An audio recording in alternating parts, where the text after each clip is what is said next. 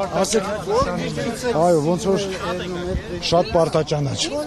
Մեր ակնկալիքներն եք այսօրվա ընտրություն։ Նախ ողջունում եմ բոլորին, շնորհակալ եմ, որ եկել եք, շատ ուրախ եմ։ Առօրվայից հենց ստացել ենք թվերը, որ մասնակցությունը բարձր է, ես երջանիկ եմ այսօր, որովհետև քաղաքական ակտիվությունը մեր ժողովրդի շատ կարևոր է եւ յուրաքանչյուր պետության համար, մասնավորապես Հայաստանի համար, որովհետեւ մենք տեսնում ենք վերջին ընտրությունները մեծ խոշոր ընտրությունները դա Երևանի ավականու ընտրություններն էր, որտեղ ապաթիայի պատճառով 28% էր մասնակցությունը եւ շատ հիասթափեցնող էր։ Եվ այսօր մենք տեսնում ենք ժողովուրդը արթնացել է, զգում է, որ ինքն է որոշում, թե ուր պետք է գնա Հայաստանը, ինչպիսի Հայաստան պետք է լինի, եւ սա ինձ համար իսկապես շատ երջանիկ փաստ է։ Պարոն Արարատյան, դուք ինչ որ ընտրախախտումների վերաբերյալ հազանգեր ստացել եք եւ նաեւ ասացիք բարձր մասնակցությունը, սա ենթադրում է, որ ավելի շատ ընդդիմությունը հնարավորություն կունենա ձայներ ստանալ, թե այդ բարձր մասնակցությունը այնուամենայնիվ իշխանությանն էլ է ձեռնտու։ Բարձր մասնակցությունը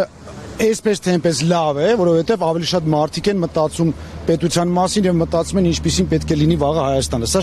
այսպես թե այնպես կարեւոր է։ Ես կարծում եմ հաշվի առնելով փորձը երկար տարիների, որ դա ընդդիմության հենց ձայներն են, որովհետև իշխանությունը իր լծակները աշխատացնելով, վարչական ռեսուրսը աշխատացնելով, այնպես անում, որ իր ձայները այսպես թե այնպես հասնում են տեղ։ Եվ դա մենք նույնպես տեսել ենք ավականու ընտրությունների ժամանակ։ Այսինքն այս տոկոսը դա ընդդիմության տոկոսն է, որ գալիս է ավել, բայց նորից եմ ասում, իսկապես ինձ համար դա կարևոր չի, ինձ համար կարևոր է, որ մարդիկ արթնացել են, մարդիկ հավատում են եւ զգում են, որ իրենցից է կախված Հայաստանի ապագան։ Ձեր քաղաքական ուժի ձերբակալվածներ կան թե ոչ։ Մեր քաղաքական ուժի ձերբակալվածներ չկան, մենք ընդհանուր հետևում ենք բոլոր process-ներին, նաեւ հարցերեցիկ խախտումների մասին, օրը երբ որ կավարտվի մենք կամփոփենք, նաեւ մենք մեր հայտարարությունը կանենք,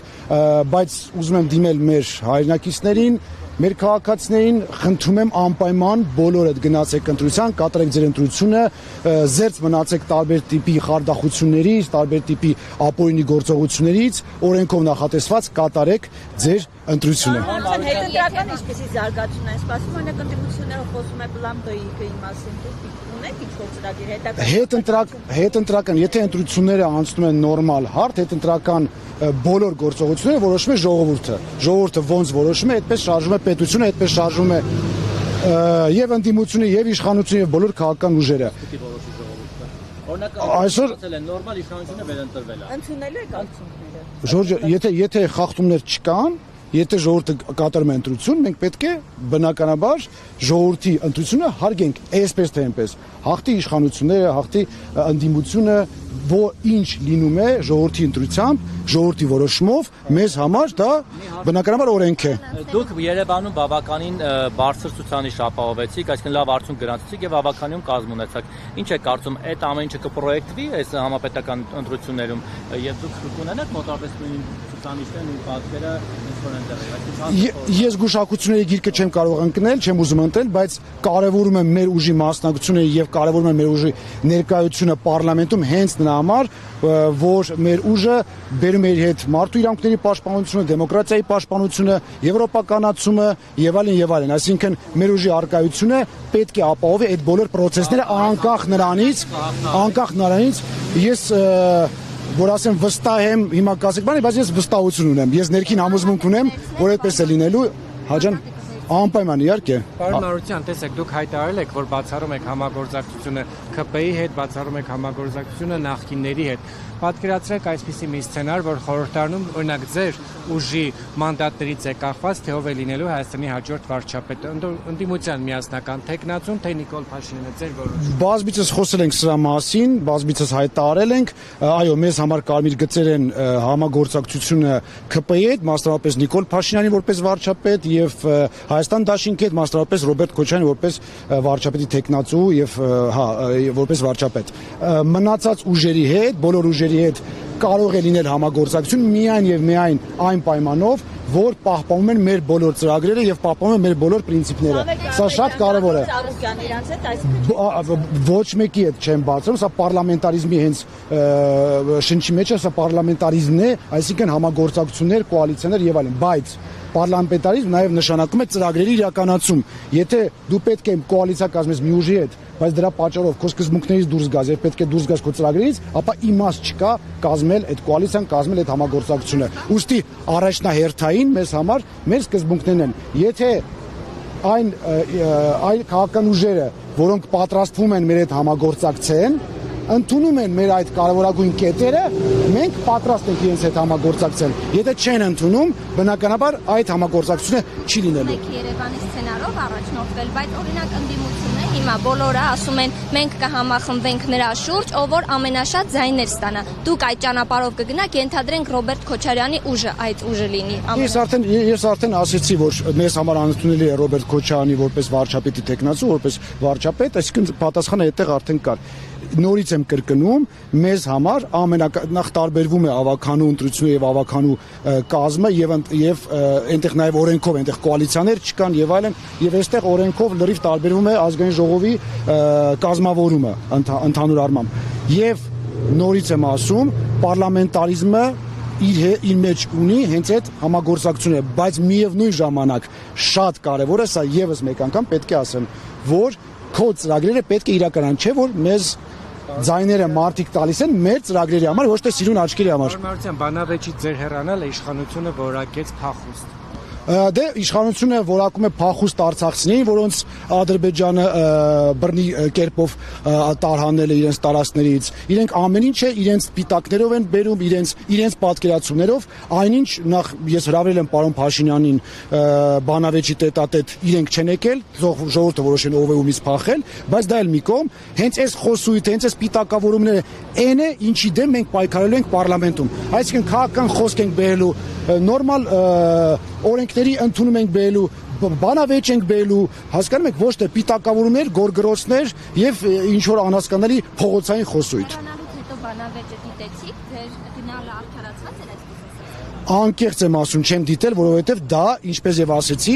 նախ վերածում ամենայն հարգանքով բոլոր ներկաներին այնտեղ, բայց այդ բանավեճերը ոչ միայն վերջին, այլ առաջինը, երկրորդը եւ երրորդը վերածվում են ԿՊ քարոզարշավի բալագանի էլեմենտներով։ Անկամ լսելը տհաճ եւ դժվար եւ գլխացավ է առաջացնում եւ գլխացավի դեղը կարծում եմ դեպքում տեսեք այն ուժերին, որոնք ըստ Նիկոլ Փաշինյանի ներողություն, Նիկոլ Փաշինյանն ասում է այն ուժերը, որոնք ըստ էության խաղաղության իրական կողմնակի չեն, այսինքն ինքն է միակ խաղաղություն բերողը, պատերազմ են ուզում, մի քանիսին պատերազմ գերագլուխ ուժերը ասում, մյուսներին եւս ըստ էության ասոցացված եւ ասում է ում երեխեքի հաշվին եք ուզում, որպեսզի այդ խաղաղությունը չեղարկվի, նաև հաշվի առնելով, որ ձեր երեխաները Հայաստանի Հանրապետության քաղաքացիներ չեն։ Աստված մի արած է, պատերազմի դեպքում ով է պաշտպանելու Հայաստանը։ Պատերազմի դեպքում նախ սկսենք նրանից, որ դա 100% մանիպուլյացիա եւ սուտ է, ես գրեթե չեմ ճանաչում քաղաքական ուժ, որը ուզում է որ պատերազմ լինի, չկա։ Ես չգիտեմ քաղաքական ուժ, որը ուզում է որ պատերազմ լինի։ Սա 100% մանիպուլյացիա է։ Սա վախի վաճառք է կոչվում, այսինքն ասում են, եթե մենք չենք ընտրվում, ապա լինելու է պատերազմ։ Այնինչ միևնույն ժամանակ իրենք ասում են, մենք տեսեք, ուժեղացնում ենք մեր բանակը, ուժեղացնում ենք մեր պաշտպանության նախարարությունը եւ պաշտպանական դիրքերը, տարօրինակ խոսույթ է, որովհետև եթե դու ասում ես, որ դու պատրաստ ես, դու կպաշտպանվես եւ ինչի պետք է լինի պատերազմ եւ անգամ իրենք ոչ թե միայն մի քաղաքական ուժի հետ են պատերազմ եւ ոչ պատերազմը կա, արդեն մեկ մարդու հետ։ Հիմա իրենց որ հարցնես, կասեն, չէ, այ որ Նիկոլ Փաշինյանը չեղավ վարչապետ, օրինակ Արարատ Միրզոյանը եղավ վարչապետ, էլի պատերազմա լինել, այսինքն սա անընդունելի է։ Կապված պատերազմին մասնակցելու եւ ընդհանրապես բանակում ծառայելու, խնդրում եմ հանեք ցուցակը քաղաքացիական պայմանագրի, այնտեղ իրենք տեխնացուներ ունեն падգամորական, տեսեք ով է ծառայել, ով չի ծառայել։ Փառք Աստծո, ես ծառայել եմ մեր զինված ուժերում, եղել ենք նաև դրա մասին չենք սիրում խոսել, չենք ասում, բայց քանի հարցը տալիս եք, ասեմ, որ չստացվի, որ նաև հարգելով են 105 հոգուն, ովքեր մեզ հետ են, իմ հետ են եղել։ Ես ջոկատ եմ կազմել, մենք եղել ենք դիրքերում, իրական դիրքերում, ոչ թե ԿՊ-ի որոշ падգամավոր կամ գրեթե բոլոր падգամավորները գնացել են Հայաստանի տարածքներում, նկարահանվել են եւ ասել են մենք տեսեք, կռվում ենք, Փառք Աստծուն, մենք կատարել ենք մեր այդ սուրբ պարտականությունը եւ պատրաստ ենք միշտ կատարելու այդ սուրբ պարտականությունը։ Աստված մի արած լինի պատերազմ, բայց եթե լինի, մենք բոլորս պետք է մասնակցենք։ Ասացիք ձերբակալվածներ չունեք, իսկ ինչպես եք վերաբերում այս տոտալ ձերբակալություններին, հատկապես վերջին 2 օրը, որ հաստորեն քարոզարշավի սահմանափակում կա։ Նախ ուշադիր հետևում ենք, ուզում եմ ասեմ Արտուր Օսիպյանի մասին, որ քաղ բանտարկել Արտուր Օսիպյանը ուղղակի իր ուղիղ խոսքի համար, հասարակ նորմալ բանավեճի համար այսօր բանտում է եւ նաեւ ուզում եմ իրեն առողջություն մաղթել, քանի որ հացադուլ է հայտարել, սա աննախադեպ իրողություն է, անգամ իր իշխանությունների ժամանակ, այսպես, չգիտեմ, անհիմն, չհիմնավորված կալանք, ես չեմ հիշում, կամ եթե եղել են, ապա կներեք, ապա մենք ինչ ենք, բա մեր էվոլյուցիան, չեմ ասում ռևոլյուցիա, որտեղ ռևոլյուցիա չի եղել, բա մեր էվոլյուցիան ինչում պետք է կայանա, որ մենք քիչ այդ բոլոր այդ հին բարքերից ազատվենք եւ նոր պետություն ստեղծենք։ Իրենք գնում քվեարկում են պարլամենտում, որ մենք գնում ենք դեպի Եվրոմիություն, բայց իրենց գործելավարությունը շատ հեռու է Եվրոմիությունից, մարդու իրավունքների պաշտպանությունից, չգիտեմ, բոլոր արդարադատությունից, մենք շատ հեռու ենք եւ այսօր նաեւ ուզում եմ ուշադրություն դարձնել, որ նաեւ իշխանությունը շատ տեղամասեր է տեղափոխել առանց զգուշացնելու, չեն զգուշացնում, չեն իրազեկում եւ իրենց բնականաբար ձեռք է տալիս, որ մասնակցությունը քիչ լինի, որովհետեւ իրենք ունեն հստակ ձայներ, որոնք իրենք այսպես թե այնպես ստիպելու են տարբեր վարչական ռեսուրս օգտագործելով, ստիպելու որ մարդիկ գնան ընտրության։ Նաեւ դիմելով մեր քաղաքացիներին, Ժողովուրդ ջան, եթե անգամ ձեր ղեկավարը, դուք պետական հիմնարկում եք աշխատում, ձեր ամուսինը, ձեր կինը պետական հիմնարկում է աշխատում, իրանց ստիպում են, ասում են գնացեք քվեարկեք, ասեք իհարկե ես ձեր ցավը տանեմ, կգնանք քվեարկենք, բայց գնացեք եւ քվեարկեք ձեր ուզած տեխնացուի համար, ձեր ուզած քաղաքական ուժի համար։ Ձեզ այդտեղ ոչ ոք չի տեսնում։ Դուք պետք է որոշեք, թե մեր պետությունը ինչպիսին պետք է լինի վաղը եւ բոլոր քաղաքական ուժերը պետք է ենթարկվեն ձեր որոշմանը։ Պարոն Մանուկյան, նույն բանավեճի ընթացքում վերջին հարցը էլի Երևանի Եկեք սա վերջին դարձավ իշխանություն։ Ոչ, դրա պատճառով չի, դա այն քաղաքական ուժի պատճառով է, որը խաբել է իր ընտրողներին, խոսքը ես չեմ հիշում իրենց կուսակցությունը ինչպես էր կոչվում, Աուձերի խոսա, հանրային ձայն կուսակցությունը, այդ մարդը ովքեր, այդ բլոգերը, որը հանցագործ է նաև տարբեր հանցագործությունների համար հետապնդման, հետախուզման մեջ է, իրենք խոսք տվեցին, որ իշխանության դեմ են պայքարելու, բայց իրենց ձայները ապահովեցին, որպեսի քվորում լինի եւ ընտրվի իշխանական տեխնացուն, այսինքն Տիգրան Ավինյանը։ Այստեղ շատ կարևոր է, իրենք նաեւ խափեցին, ասեցին իրենց ընտրողներին, որ գիտեք, այ մենք գնացել ենք, ընտրել ենք, իրենք 7 ձեն ունեն, շատերը չգիտեն, դա շատ բարդ հաշվարկ է, բայց ժողովրդին ասում եմ եւս մեկ անգամ, ես սրանով ավարտենք, իրենք 7 մանդատ պետք է ունենային, որ այդ 7 մանդատը կարողանային օգտագործել իշխանապողություն անել քաղաքապետարանում։ Իրենք այդ 7 մանդատը, իրենք այդ 7 մանդատը չունեին, որովհետեւ 7 մանդատից մեկը կրում էր մարդ, որը բանտում էր, մեկն էլ Հայաստանում չէր։ Եվ իրենք չեն հանձնել իրենց մանդատները, որպեսզի մարդիկ վերցնեն մանդատը եւ ապահովեն ընդդիմության հաղթանակը։ Այսինքն իրենք բացի դրանից իրենք կարող էին քվորում չապահովել, որպեսզի իշխանությունը չվերարտադրվեր, այսինքն ԿՊ չվերարտադրվեր, իրենք գնացին հատուկ վերարտադրեցին այդ իշխանությունը եւ մենք լսել ենք, չունեմ փաստեր, բայց լսել ենք շատ տարբեր աղբյուրներից, որ դա արել են գումարի դիմաց։ Այսքանը շնորհակալություն կներեք 2018-ին էս հարցնեմ նոր գնացեք։ Ասում եք հարթակից ասում եք դիմելով հանրապետականներին, ասեցիք ես ոնց եմ ձեզանից զզվում։ Հիմա դա պրոյեկտ կարելի է ասել, որ պրոյեկտում եք ԿՊ-ի։ Ես պրոյեկտում եմ բոլոր այն քաղաքական ուժերին, ովքեր ժողովրդի դեմ են գնում, ովքեր դեմոկրատիայի դեմ են գնում, մարդու իրավունքների պաշտպանության դեմ են գնում, այսինքն այն բոլոր սկզբունքներին, ինչի համար մենք պայքարում ենք։ Նույն բանավեճի ընթացքում Նիկոլ Փաշինյանը